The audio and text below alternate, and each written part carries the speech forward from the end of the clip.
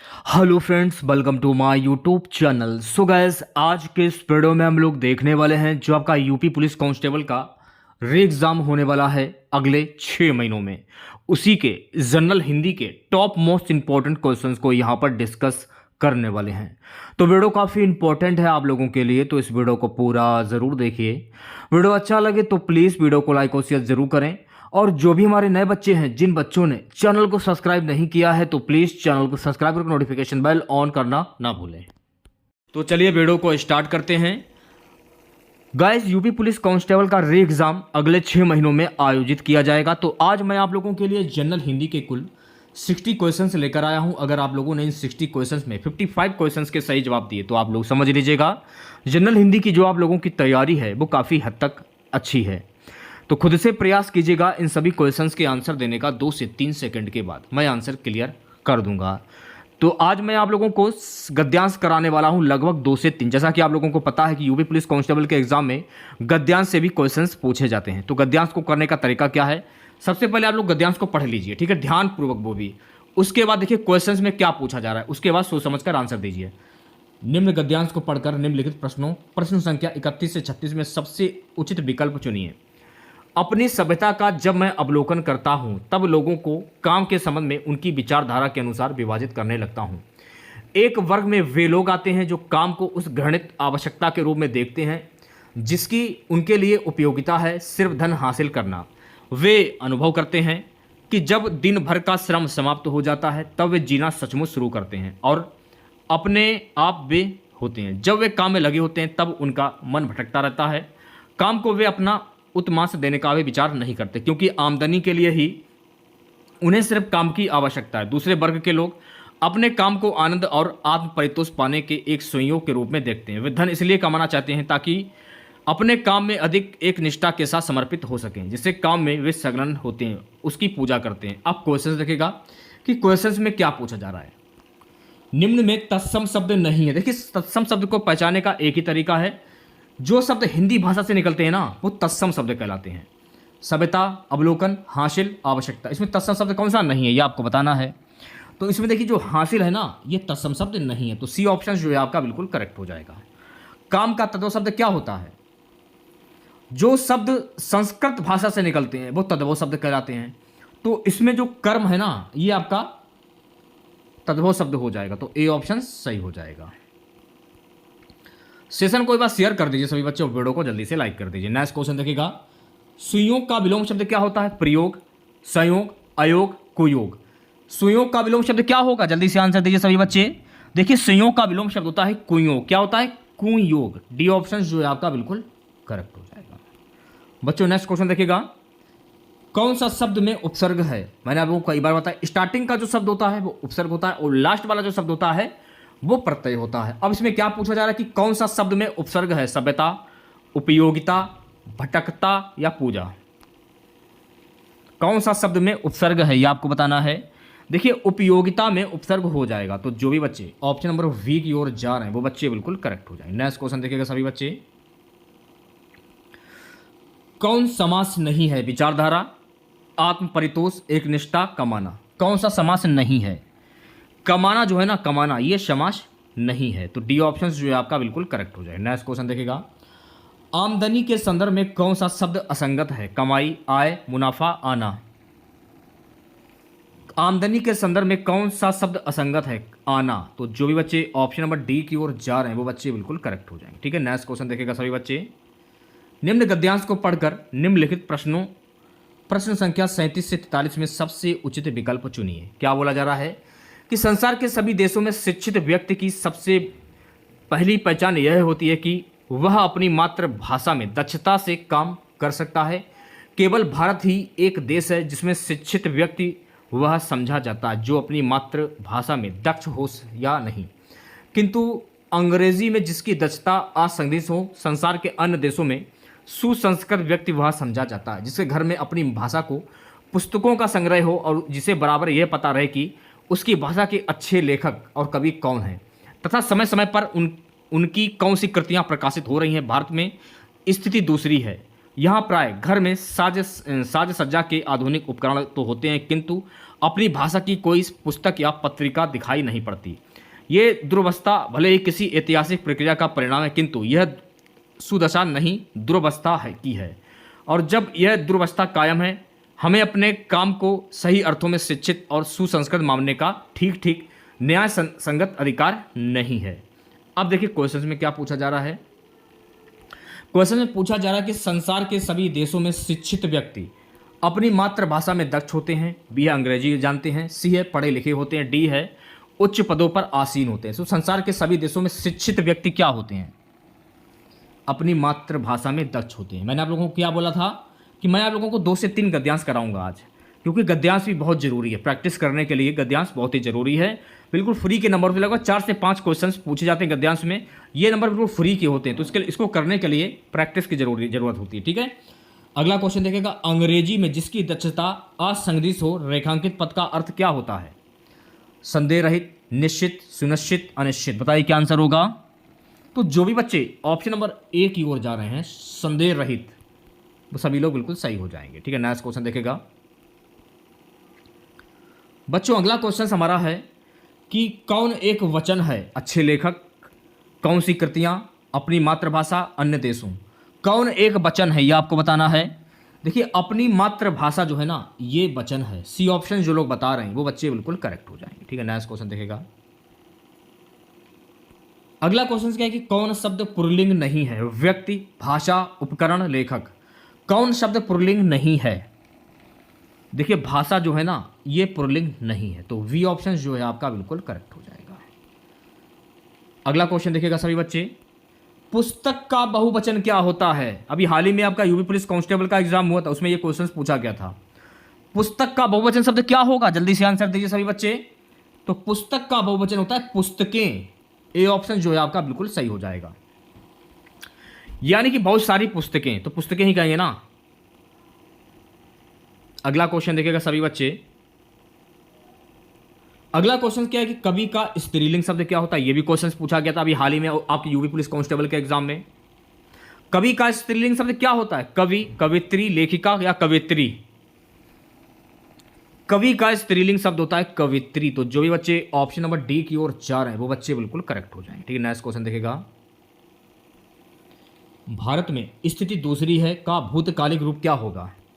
भारत में स्थिति दूसरी है का भूतकालिक रूप क्या होता है? इसका रूप होता है भारत में स्थिति दूसरी थी, इसका भूतकालिक रूप दूसरा होगा। भूतकाल यानी कि जो बीत गया है। भारत में स्थिति दूसरी थी ना कि है, तो ये भूतकाल हो जाएगा। तो बी ऑप्शन जो है आपका बिल्कुल करेक्ट हो जाएगा। क्वेश्चंस को समझिए आप लोग, रटना नहीं है आप लोगों को। मैं बार बार बोल रहा था, इससे पहले भी मैंने आप लोगों को तैयारी करवाई थी, एक ही शब्द में बोलता था कि क्वेश्चंस को समझिए आप लोग। अगला क्वेश्चन देखेगा कि कौन कथन सही नहीं है? वाक्य के 2 प्रमुख अंग होते हैं, कर्ता और क्रिया। वी है कर्ता के विस्तार को उद्देश्य कहते हैं, सी है क्रिया के विस्तार को विधेय कहते हैं, डी है रचना के आधार वाक्य 4 प्रकार के होते हैं। बताइए क्या आंसर होगा? तो पढ़ने से ही पता चल रहा है कि डी ऑप्शन सही हो जाएगा। बहुत ही सिंपल सा क्वेश्चन है यार। रचना के आधार पर वाक्य 4 प्रकार के होते हैं, तो डी ऑप्शन करेक्ट हो जाएगा। बच्चों नेक्स्ट क्वेश्चन देखेगा, एक प्रधान उपवाक्य और अन्य आश्रित उपवाक्य किसमें होता है? संयुक्त वाक्य, जटिल वाक्य, सरल वाक्य या मिश्र वाक्य? किसमें होता है? तो मैं आपको बता देना चाहता हूं, ये होता है मिश्र वाक्य में। किसमें होता है? मिश्र वाक्य में। ऑप्शन नंबर डी जो है आपका बिल्कुल करेक्ट हो जाएगा। नेक्स्ट क्वेश्चन देखेगा सभी बच्चे, कौन मिश्र वाक्य है? राहुल पढ़ रहा है, सुरेश नदी में डूबने लगा, सी है मैंने सुना कि सुरैया ने निकाह कर लिया है, डी है वह आया थोड़ी देर बैठा और तुरंत लौट गया। तो इनमें से कौन सा मिश्र वाक्य होगा? मैंने सुना है कि सुरैया ने निकाह कर लिया। सी ऑप्शन जो है आपका बिल्कुल करेक्ट हो जाएगा। ठीक है, नेक्स्ट क्वेश्चन देखिएगा सभी बच्चे। नेक्स्ट क्वेश्चन हमारा कि मोहन घर से लौटकर कहने लगा कि उसका मन नहीं लग रहा है। यह वाक्य में रेखांकित पदबंध क्या होगा? संज्ञा पदबंध, क्रिया पदबंध, क्रिया विशेषण पदबंध, समुच्चय बोधक पदबंध। बताइए क्या आंसर होगा? मोहन घर से लौटकर कहने लगा कि उसका मन नहीं लग रहा है, तो इसमें हो जाएगा क्रिया विशेषण पदबंध। सी ऑप्शन जो है आपका बिल्कुल सही आंसर हो जाएगा। ठीक है, नेक्स्ट क्वेश्चन देखेगा, काला मुंह होना का अर्थ क्या होता है? चेहरे पर रंग लग जाना, होली खेलना, जिसका मुंह काले रंग का हो, बदनाम होना। तो काला मुंह हो जाना यानी आपने कोई ऐसा काम किया हो जो जमाना जान गया हो या आपके घर वाले जान गए हो तो इसके आप क्या कहेंगे, यानी बदनामी हो गई। तो डी ऑप्शन जो लोग बता रहे हैं वो बच्चे बिल्कुल करेक्ट हो जाएंगे। ठीक है, नेक्स्ट क्वेश्चन देखेगा। ओंठों निकली कोड़ी चढ़ी का अर्थ क्या होता है? ओंठ से निकलकर खुले में आ जाना, बी है मुंह से निकली बात फैल जाती है, सी है घर से बाहर निकलते ही नाम हो जाना, डी है बाहर निकलने पर प्रसिद्ध हो जाना। ओंठों निकली कोड़ी चढ़ी का अर्थ क्या होता है? काफी इंपॉर्टेंट क्वेश्चन है। तो ऑप्शन नंबर वी जो लोग बता रहे हैं वो बच्चे बिल्कुल करेक्ट हो जाएंगे, मुंह से निकली बात फैल जाती है। अगला क्वेश्चन देखिएगा सभी बच्चे। चांदी का जूता का सर्वाधिक उपयुक्त अर्थ क्या होता है? महंगी वस्तु, रिश्वत, अनुपयोगी वस्तु, अमीरों का दिखावा। चांदी का जूता, तो चांदी का जूता यानी कि रिश्वत, वी ऑप्शन करेक्ट हो जाएगा। अगला क्वेश्चन, भाषा की शिक्षा दी जाती है अर्थ ग्रहण और अभिव्यक्ति के लिए, विद्वान बनाने के लिए, मनोरंजन के लिए, साहित्यकार बनाने के लिए। भाषा की शिक्षा दी जाती है, किस लिए दी जाती है? ये दी जाती है अर्थ ग्रहण और अभिव्यक्ति के लिए। तो जो भी बच्चे ऑप्शन नंबर ए की ओर जा रहे हैं वो बच्चे बिल्कुल सही हो जाएंगे। अगला क्वेश्चन देखिएगा। व्याकरण अनुवाद विधि को किस नाम से भी जाना जाता है? जल्दी से आंसर दीजिए सभी बच्चे। व्याकरण अनुवाद विधि को किस नाम से जाना जाता है? तो इसे जाना जाता है भंडारण विधि। तो सी ऑप्शन जो है आपका बिल्कुल करेक्ट हो जाएगा। ठीक है, नेक्स्ट क्वेश्चन देखिएगा। लेखन क्रिया के शिक्षण का आरंभ होता है सीधी रेखाओं से, घुंडियों से, तिरछी रेखाओं से, अक्षरों से। तो जो भी बच्चे ऑप्शन नंबर ए की ओर जा रहे हैं वो बच्चे बिल्कुल करेक्ट हो जाएंगे, सीधी रेखाओं से। हर टाइप की क्वेश्चंस की प्रैक्टिस कीजिए आप लोग, मैं आपको यही बताना चाहूंगा। द्रुत पाठ है कविता का अध्ययन, कहानी का अध्ययन, नाटक का अध्ययन, सहायक पुस्तक का अध्ययन। तो द्रुत पाठ है। इस क्वेश्चन का आंसर आपको कमेंट बॉक्स में बताना है। ठीक है, द्रुत पाठ क्या है। अगला क्वेश्चन क्या है कि शब्द भंडार में वृद्धि के लिए सर्वाधिक उपयुक्त अर्थ क्या होता है? गद्य शिक्षण, पद शिक्षण, व्याकरण शिक्षण, अलंकार शिक्षण। शब्द भंडार में वृद्धि के लिए सर्वाधिक उपयुक्त शब्द क्या होता है? गद्य शिक्षण। तो जो भी बच्चे ऑप्शन नंबर ए की ओर जा रहे हैं वो बच्चे बिल्कुल करेक्ट हो जाएंगे। ठीक है, नेक्स्ट क्वेश्चन देखेगा। अब ये वाला क्वेश्चन देखेगा, काफी इंपॉर्टेंट क्वेश्चन। अधिगम की संपूर्णता होती है इकाई योजना में, दैनिक पाठ योजना में, मासिक योजना में, वार्षिक योजना में। अधिगम की संपूर्णता होती है इकाई योजना में। तो जो भी बच्चे ऑप्शन नंबर ए की ओर जा रहे हैं वो बच्चे बिल्कुल करेक्ट हो जाएंगे। लेखन कला का विकास होता है देखने से, सुनने से, अनुकरण से, अभ्यास से। लेखन कला का विकास होता है अभ्यास से। तो जो भी बच्चे ऑप्शन नंबर डी की ओर जा रहे हैं वो बच्चे बिल्कुल करेक्ट हो जाएंगे। हिंदी शिक्षण में उपलब्धि की जांच कैसे की जा सकती है? उपलब्धि परीक्षण से, बुद्धि परीक्षण से, वस्तुनिष्ठ प्रश्नों से, मौखिक परीक्षा से। हिंदी शिक्षण में उपलब्धि की जांच कैसे की जा सकती है? उपलब्ध परीक्षण से। तो जो भी बच्चे ऑप्शन नंबर ए की ओर जा रहे हैं वो बच्चे बिल्कुल करेक्ट हो जाएंगे। अगला क्वेश्चन देखिएगा सभी बच्चे। समग्र और सतत मूल्यांकन क्या होता है? विद्यार्थी के लिए उपयोगी परंतु शिक्षक के लिए भार है। वीएम में शिक्षक और विद्यार्थी के बीच निकट संबंध आवश्यक है। सी है शिक्षण के दौरान भी संभव है। डी है से ही विद्यार्थी के व्यक्तित्व का विकास संभव है। अगर आपको इस क्वेश्चन का आंसर पता हो तो कमेंट बॉक्स में जरूर बताइएगा। ठीक है, नेक्स्ट क्वेश्चन देखिएगा। उपचारात्मक शिक्षण के लिए आवश्यक नहीं है शिक्षण विधि को स्थायी रखना, विद्यार्थी की किसी भी गलती का अवहेलना नहीं करना। सी है पहले निदानात्मक परीक्षण कर लेना। डी है इनमें से कोई नहीं। ए ऑप्शन करेक्ट हो जाएगा। ठीक है, विधायी विधि को, शिक्षण विधि को स्थायी रखना, ए ऑप्शन सही हो जाएगा। लास्ट गद्यांश रहेगा मेरा ये। राजस्थान समाज के आगे मैं इसलिए नतमस्तक हूं कि उसने ओरण की व्यवस्था सैकड़ों वर्ष पहले निकाली। ओरण यानी एक ऐसा जंगल जो केवल अकाल के समय में खुलेगा। इसका मतलब एक ऐसा कुआं जो केवल आग लगने पर उसे बुझाने के काम आएगा, मतलब उसको पीने के लिए या नहाने के लिए नहीं लगाना है। ऐसे विशेष जंगल उन्होंने बनाए। इसका यह मतलब नहीं है कि राजस्थान में अकाल नहीं आते, अकाल खूब आए, लेकिन उनसे लड़ने की और उनको सहने की जो हमारी तैयारी है पक्की रखी है। लड़ना भी शब्द नहीं है, अकाल भी हमारे परिवार का एक हिस्सा है। प्रकृति आज थोड़ा सा ज़्यादा पानी बरसा गई है, कल थोड़ा कम गिरा देगी, तो उसके स्वभाव को देखना था। उन्होंने एक अंदाज लगाया होगा। अपने 500 पीढ़ियों के इतिहास में से हर 13 से 14 साल में वर्षा कम हो जाती है, अकाल पड़ता है। तो अपने को 12 से 13 साल तक एक जंगल को बचाकर रखना है। ओरण का जो अलग अलग बंद और खुलने का समय है वह भी तय किया गया है, पूजा और मंदिर से भी जोड़ा गया है। वह तो इसलिए कि उनको बड़े पैमाने पर कोई चीज़ करनी थी, वह धर्म से जुड़े बिना नहीं हो सकती। अब क्वेश्चन देखेगा, क्वेश्चन में क्या पूछा जा रहा है कि कौन शब्द विदेशी है? शब्द, धर्म, अंदाज, प्रकृति। तो यहां पर आपको विदेशी शब्द की पहचान करनी है।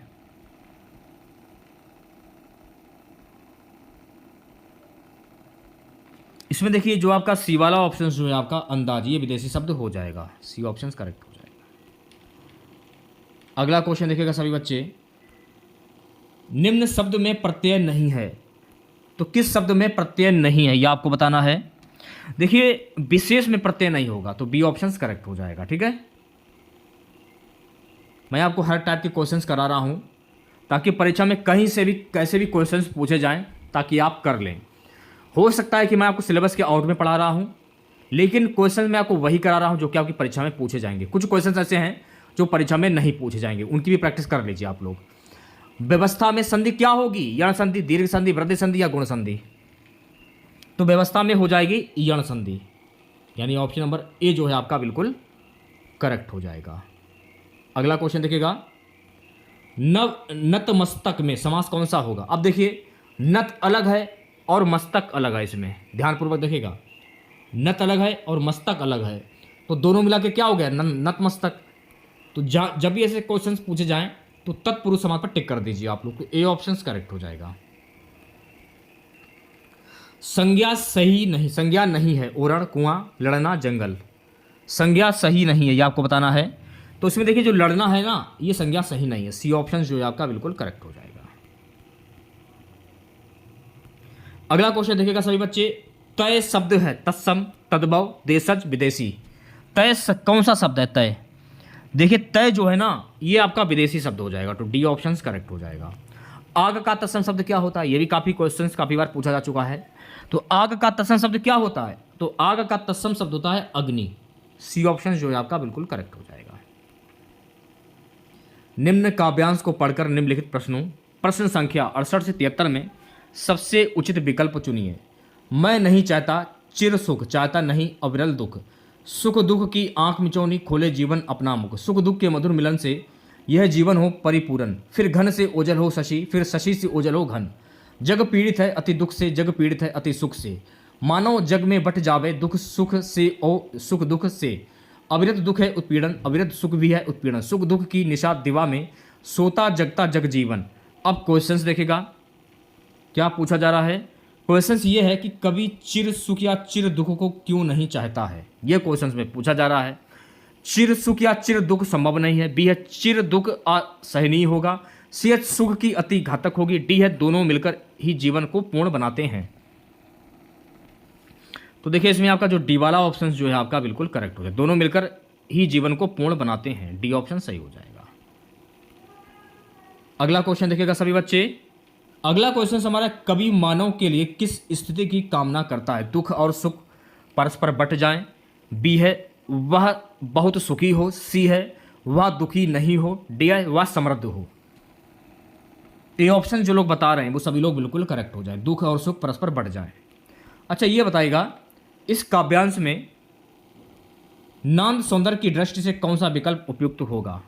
रूपक, उत्प्रेक्षा, अत्यानुप्रास, उपमा। अत्यानुप्रास। तो जो भी बच्चे ऑप्शन नंबर सी की ओर जा रहे हैं वो बच्चे बिल्कुल करेक्ट हो जाएंगे। ठीक है, अगला क्वेश्चन देखिएगा सभी बच्चे, कवि ने सुख और दुख का साक्ष्य किसने बताया? चांद और सूरज, शशि और घन, दिन और रात, ठंडा और गर्म। दिन और रात, यानी सी ऑप्शन जो है आपका बिल्कुल करेक्ट हो जाएगा। इस काव्यांश में प्रमुख भाव क्या है? वैराग्य, संतुलन, श्रृंगार, वीरता। संतुलन, ऑप्शन नंबर वी जो लोग बता रहे हैं वो सभी लोग बिल्कुल करेक्ट हो जाएंगे। ठीक है, नेक्स्ट क्वेश्चन देखिएगा सभी बच्चे, अगला क्वेश्चन क्या ध्यानपूर्वक देखिएगा, सुख और दुख से ध्वनि सामने वाला शब्द क्या होगा? अविरत, उत्पीड़न, आंख, मुख। मुख आपका सही आंसर हो जाएगा, यानी कि ऑप्शन नंबर डी। अब देखिए यहां पर आपको सही कथन की पहचान करनी है, सोच समझ कर आंसर दीजिएगा सभी बच्चे। कर्ता का स्थान प्राय वाक्य के प्रारंभ में होता है, काफी इंपॉर्टेंट क्वेश्चन है, 10 स्टार लगा लीजिए। बी है कर्ता का स्थान प्राय वाक्य के अंत में होता है, सी है कर्ता का स्थान प्राय वाक्य के मध्य में होता है, डी है कर्ता का वाक्य में कोई स्थान नहीं होता। तो इसमें जो आपका ए वाला ऑप्शन जो है आपका बिल्कुल सही हो जाएगा। ठीक है, कर्ता का स्थान प्राय वाक्य के प्रारंभ में होता है। बच्चों नेक्स्ट क्वेश्चन देखेगा, इसमें आपको सरल वाक्य की पहचान करनी है। तो इसमें सरल वाक्य कौन सा होगा? इसमें देखिए सरल वाक्य हो जाएगा राम और सीता जाते हैं, ये आपका सरल वाक्य हो जाएगा। तो वी ऑप्शन जो है आपका बिल्कुल सही हो जाएगा। अगला क्वेश्चन देखिएगा सभी बच्चे, पैसा कमाना एक बात है, उसे ठीक से खर्च करना दूसरी बात। यह वाक्य है मिश्र वाक्य, संयुक्त वाक्य, सरल वाक्य या युगल वाक्य? तो ये हो जाएगा संयुक्त वाक्य, यानी बी ऑप्शन जो है आपका बिल्कुल सही हो जाएगा। अगला क्वेश्चन देखिएगा, घी का लड्डू टेढ़ा भरा का अर्थ क्या होता है? या इसे आप मुहावरा भी कह सकते हैं या अर्थ भी कह सकते हैं। घी का लड्डू टेढ़ा भरा का अर्थ क्या होता है? इसका अर्थ होता है उपयोगी वस्तु हर दशा में ठीक होती है। वी ऑप्शन जो है आपका बिल्कुल सही हो जाएगा। अगला क्वेश्चन देखिएगा, अशरफियां लुटे कोयलों पर मोहर का आशय क्या है? कोयलों की रखवाली करना, बेपरवाह हो जाना, महंगी चीज की बजाय सस्ती चीज की परवाह करना, डी है सोने के सिक्के लुटाना।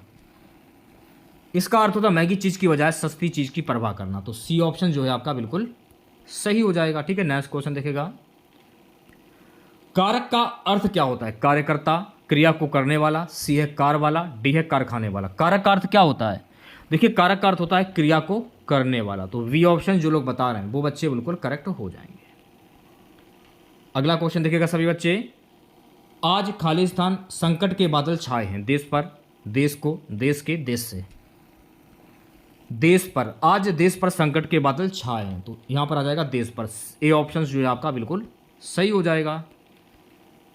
अगला क्वेश्चन देखिएगा सभी बच्चे, द्वितीय भाषा शिक्षण की तुलनात्मक विधि है, सिद्धांत प्रणाली, वितरेकी विधि, व्यास प्रणाली, तुलना विधि। तो जो भी बच्चे ऑप्शन नंबर वी की ओर जा रहे हैं वो बच्चे बिल्कुल करेक्ट हो जाएंगे। ठीक है, अगला क्वेश्चन देखिएगा सभी बच्चे, मौन वाचन का प्रकार नहीं है। इस क्वेश्चन का आंसर आपको कमेंट बॉक्स में बताना है। संवेद वाचन, द्रुत वाचन, व्यक्तित्व वाचन या अनुकरण वाचन। अगला क्वेश्चन देखिएगा सभी बच्चे, किसका संबंध बोलने के कौशल के विकास से नहीं है? शुद्ध उच्चारण, ससुर वाचन, कविता पाठ, प्रतिलिपि। डी ऑप्शन करेक्ट हो जाएगा, प्रतिलिपि। अगला क्वेश्चन, भाषा कौशलों में सबसे पहले किस कौशल का विकास करना चाहिए? लेखन, वाचन, श्रवण, उच्चारण। श्रवण का उच्चारण करना चाहिए। तो सी ऑप्शन जो है आपका बिल्कुल सही हो जाएगा। वैसे तो ये क्वेश्चंस मुश्किल हैं, पूछे जाएं। चलिए इन क्वेश्चन को छोड़ते हैं फिलहाल। जो क्वेश्चंस मेन थे वो तो मैंने आप लोगों को करा दिए हैं। तो हम लोगों ने इसमें कुल 54 क्वेश्चंस देखे हैं हमने, टोटल 54। तो अगर आप लोगों को वीडियो अच्छा लगा हो तो प्लीज़ वीडियो को लाइक और शेयर ज़रूर करें। और जो भी हमारे नए बच्चे हैं, जिन लोगों ने अभी तक चैनल को सब्सक्राइब नहीं किया है तो तुरंत चैनल को जरूर सब्सक्राइब करें और नोटिफिकेशन बेल ऑन करना ना भूलें। मिलते हैं नेक्स्ट वीडियो के साथ। जय हिंद, जय भारत।